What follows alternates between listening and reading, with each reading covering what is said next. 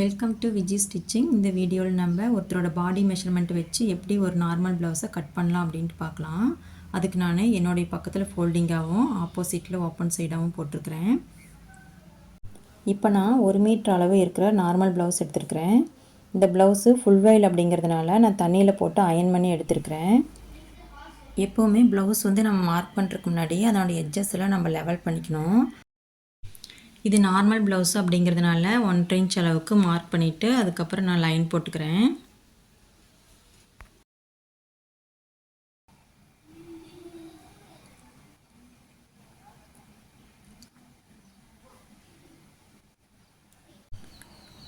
ப்ளவுஸோட length 14 inch. அந்த 14 இன்ச்சை நான் அந்த லைன்லேருந்து மேலே மார்க் பண்ணிக்கிறேன். கொஞ்சம் தள்ளி இன்னொரு மார்க் பண்ணிவிட்டு அதுக்கப்புறம் நான் லைன் போட்டுக்கிறேன். இந்த லைன் தான் நமக்கு ஸ்டிச்சிங்க்கான லைனுங்க.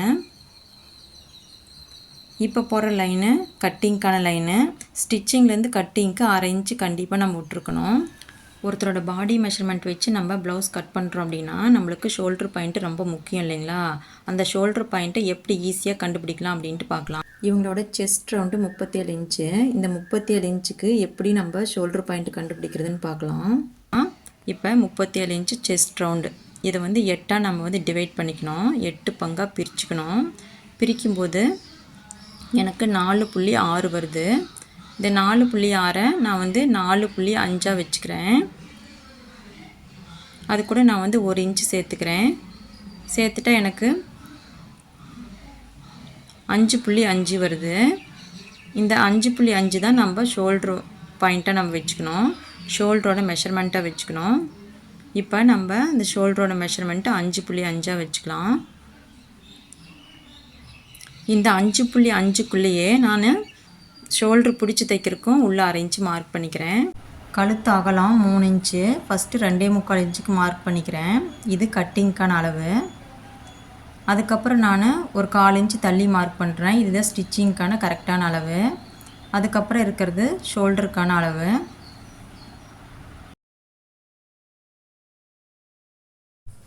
இப்படி தான் நம்ம ஷோல்ட்ரு பாயிண்ட் கண்டுபிடிச்சி மார்க் பண்ணோம். இப்போ இவங்களுடைய பின் கழுத்து இறக்கம் 7.25 இன்ச்சு. நான் 7.5 இன்ச்சில் ஒரு லைன் போட்டுக்கிறேன். அது நம்ம 7.5 இன்ச்சில் நம்ம கட் பண்ணால் தான் ஸ்டிச் பண்ணி முடிக்கும்போது 7.25 இன்ச்சில் போய் நிற்கும். இப்போ மேலே 2.25 இன்ச்சுக்கு மார்க் பண்ணிக்கிறேன் கட்டிங் அளவு. கீழே நான் 3 இன்ச்சில் மார்க் பண்ணிக்கிறேன். இந்த மாதிரி மார்க் பண்ணும்போது நம்மளுக்கு ஷேப் அழகாக வரும்.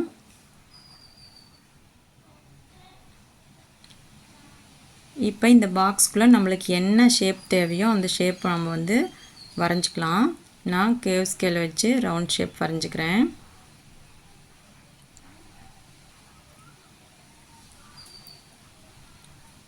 இப்போ நம்ம ஆம் ஹோலுக்கு லென்த்து வரையணும் இல்லைங்களா? அந்த லென்த் இப்போ வரைஞ்சிக்கலாம். இப்போ ஷோல்ட்ரு எந்த அளவுக்கு வச்சோமோ அதே அளவுக்கு மாறாமல் கீழே ஒரு லைன் போட்டுக்கலாம். இது ஆம் ஹோல் லென்த்துக்கான லைனு.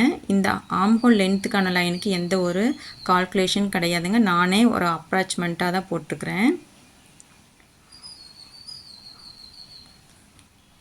லைன் போட்டு ஷோல்டர்லேருந்து கீழே ஒரு லைன் போட்டுக்கலாம்.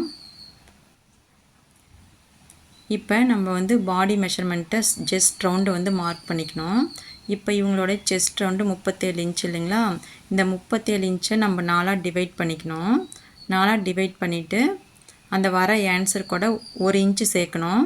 ஆனால் இது ஃபுல் வைல் ப்ளவுஸ் அப்படிங்கிறதுனால நான் 1/2 இன்ச்சு மட்டும் சேர்த்துக்கிறேன். சேர்க்கும்போது எனக்கு 9.25 இன்ச்சு வருது. அந்த 9.25 இன்ச்சை நான் இங்கேருந்து மார்க் பண்ணிக்கிறேன்.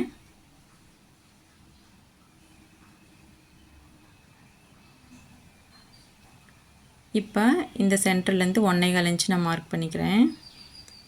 மார்க் பண்ணிவிட்டு இந்த ஆம் ஹோல் லென்த் இருக்கு இல்லைங்களா? அதில் பாதி அளவுக்கு நம்ம எடுத்துக்கணும். எடுத்துட்டு அந்த மார்க்கிங்லேருந்து நம்ம கேர்வ் ஸ்கேல் வச்சு அந்த 1.25 வச்சு இல்லைங்களா? அந்த 1.25 வழியே நம்ம கீழே போய் நம்மளுக்கு டச் ஆகிற மாதிரி நம்ம மார்க் பண்ணிக்கணும். ஒரு கேர்வ் வரைஞ்சிக்கணும். இப்போ இவங்களோட ஆர்ம் ஹோல் மெஷர்மெண்ட்டு 8.25 இன்ச்சு. அந்த 8.25 இன்ச்சு வருதா அப்படின்ட்டு நம்ம டேப் வச்சு ஸ்டெப் பை ஸ்டெப்பாக அளந்து பார்க்கணும்.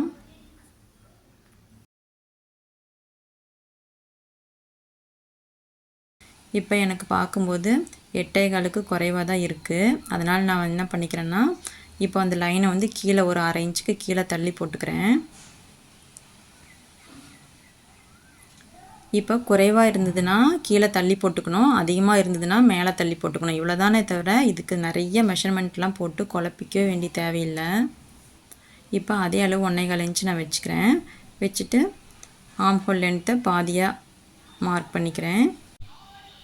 இப்போ கேர்வ் ஸ்கேல் வச்சு நம்ம வந்து கேர்வ் வரைஞ்சிக்கலாம்.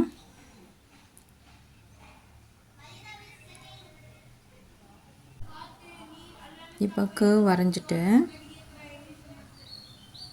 இவங்களுடைய ஆர்ம் ஹோல் லூஸு 8.25 இன்ச்சு. அந்த 8.25 இன்ச்சு இருக்கா அப்படின்ட்டு நம்ம செக் பண்ணி பார்த்துக்கணும். இப்போ 8.25 இன்ச்சு இருக்குது.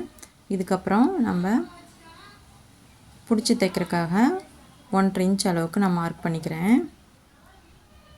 இப்போது இவங்களுடைய இடுப்பு சுற்றளவு 34 இன்ச்சு. இந்த 34 இன்ச்சை 4ஆக நம்ம டிவைட் பண்ணிக்கணும். 4ஆக டிவைட் பண்ணும்போது எனக்கு 8.5 இன்ச்சு கிடைக்குது. இந்த 8.5 இன்ச்சை வந்து நான் அப்படியே வந்து மார்க் பண்ணிக்கிறேன். அதுக்கப்புறம் டாட் பிடிக்கிறதுக்காக நான் 1 இன்ச் அளவில் மார்க் பண்ணிக்கிறேன். பிடிச்சி தைக்கிறதுக்கு 1.5 இன்ச் அளவு மார்க் பண்ணிக்கிறேன். லைன் போட்டு இந்த மார்க்கை ஜாயின் பண்ணிக்கிறேன். இப்போ நம்மளோட பேக் பார்ட்டு மெஷர்மெண்ட் முடிஞ்சிருச்சு. இப்போ நம்ம வந்து இந்த ப்ளவுஸை கட் பண்ணி எடுத்துக்கலாம்.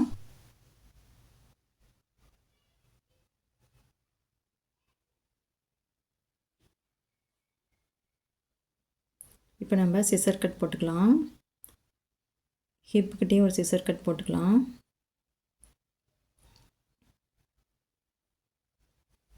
நம்ம கட் பண்ண பேக் பார்ட்டு பாருங்கள் எப்படி இருக்குன்ட்டு.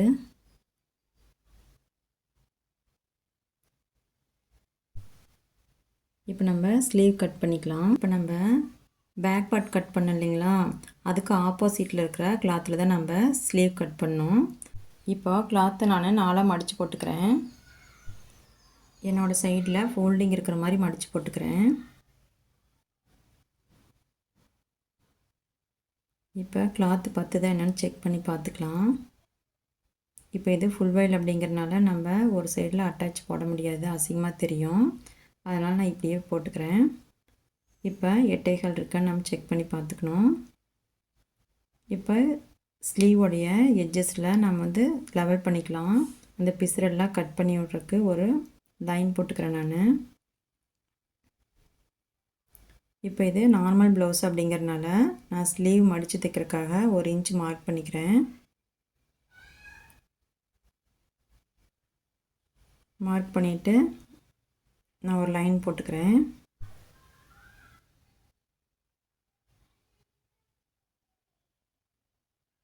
இப்போ அந்த எக்ஸஸாக இருக்கிற கிளாத்தையெல்லாம் கட் பண்ணி எடுத்துடுறேன்.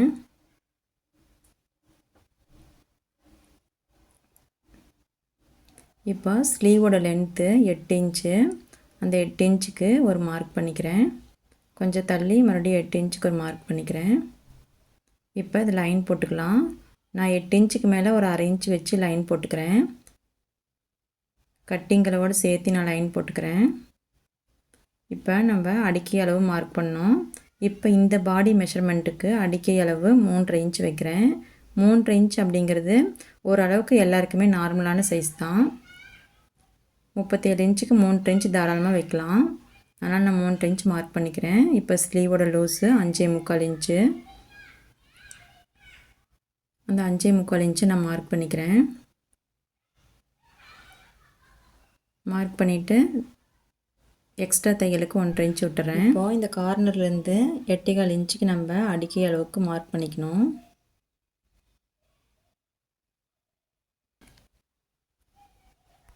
இப்போ அந்த கார்னர்லேருந்து 1.5 இன்ச் மார்க் பண்ணிக்கணும்.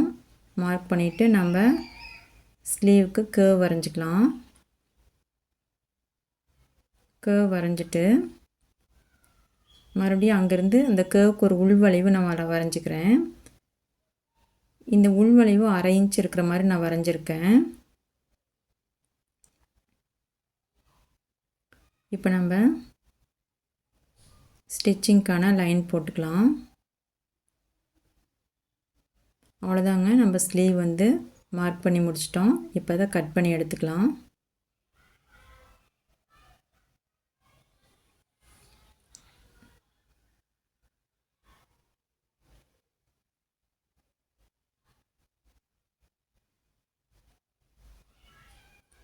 இப்போ இங்கே ஒரு சிசர் கட் போட்டுக்கிறேன்.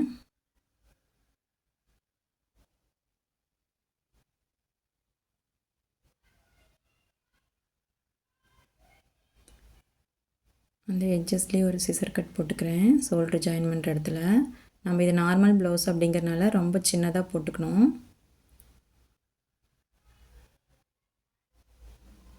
இப்போ நான் இந்த உள் வளைவு மார்க் பண்ண இல்லைங்களா, அந்த உள் வளைவு வந்து நான் கட் பண்ணி எடுத்துட்றேன்.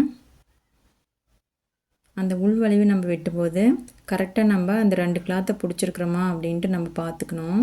ஃப்ரண்ட் பார்ட்டில் மட்டும் வர மாதிரி நம்ம கட் பண்ணிக்கணும்.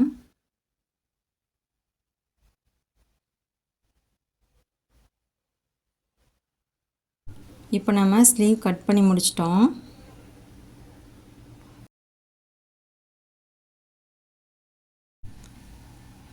ஃப்ரண்ட் பார்ட்டும் பட்டியும் பார்ட் 2 வீடியோவில் பார்க்கலாம். நான் பண்ண கட்டிங் வீடியோ உங்களுக்கு பிடிச்சிருந்தது அப்படின்னா நீங்களும் இது மாதிரி ட்ரை பண்ணுங்கள். தேங்க்யூ.